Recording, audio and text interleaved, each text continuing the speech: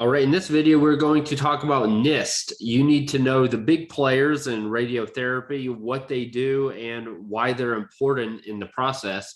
So you very well may get a question that describes what is NIST, who are they, what do they do, what isotope do they use, and why that one, who the ADCL is and what is their role, a NIST traceable device must meet what requirements, and how does the ADCL become accredited? So NIST, I won't write it out, but you definitely need to know what they stand for, and that is the National Institute of Standards and Technology. So this is a non-regulatory. Now, it's also good to know which ones are regulatory and which ones are not.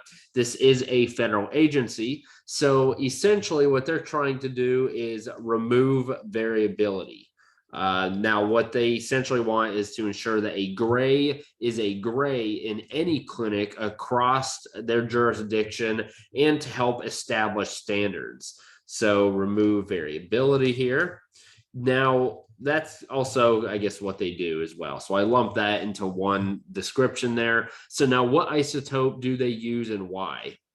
So they use cobalt-60, very important to know. And the reasons they do that is because the energy never changes on cobalt. It has a very manageable half-life.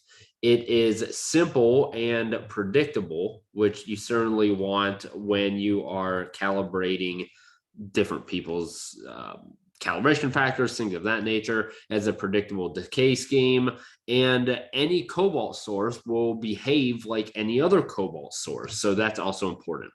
Now, who is the ADCL and what is their role? So ADCL stands for the Accredited Dosimetry Calibration Lab, and it acts as a in-between for various clinics and NIST. So they hold equipment that is calibrated by NIST.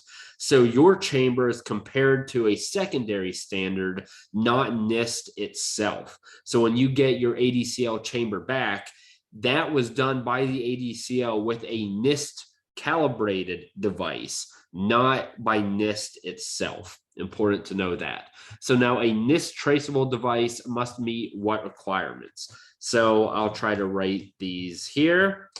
First one, it can be calibrated directly by NIST.